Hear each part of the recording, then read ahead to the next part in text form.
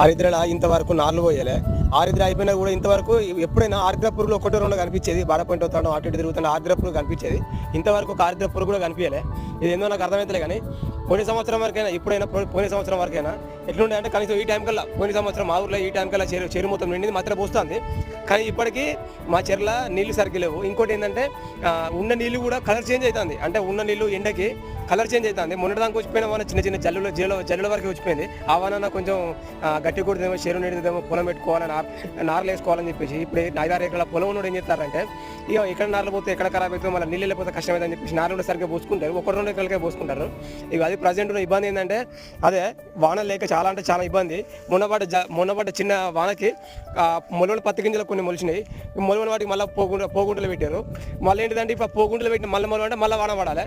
ఇంత పెద్ద కథ ఉంటుంది. అందుకే ఎప్పుడైనా ఒక రిస్క్ తీసుకునే వ్యక్తి ఎవరంటే బిజినెస్ మ్యాన్ కన్నా ఎక్కువ రైతే. ఎందుకంటే రేపు